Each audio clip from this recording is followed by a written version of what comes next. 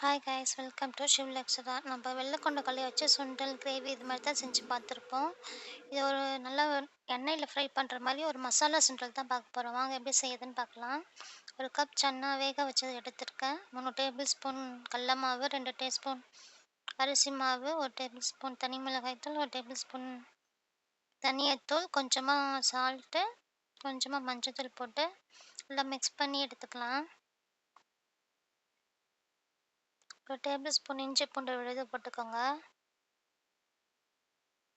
நல்லா பிசைஞ்சு எண்ணெயில் ஃப்ரை பண்ணி எடுத்து நல்லா கிறிஸ்பியாக எடுத்தால் நல்லாயிருக்கும்.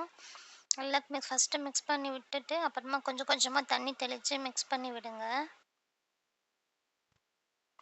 கொஞ்சம் கொஞ்சமாக ஊற்றி பிசைங்க, நிறையா தண்ணி ஊற்றிடாதீங்க. இந்த அளவுக்கு தண்ணி ஊற்றி பிசைஞ்சு வச்சுக்கலாம். இப்போ இதை ஆயிலில் ஃப்ரை பண்ணி போட்டு எடுத்துக்கலாம். நல்லா கிறிஸ்பியாக வரணும். மீடியம் ஃப்ளேமில் வச்சுட்டு ஃப்ரை பண்ணுங்கள்.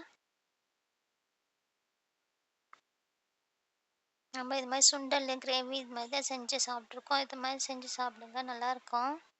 கிட்ஸ்க்கு கொடுத்தீங்கன்னா அவ்வளோ விரும்பி சாப்பிடுவாங்க. அவ்வளோதான், ஓரளவுக்கு ப்ரௌன் கலரில் வந்தோடனே எடுக்க வேண்டியதுதான்.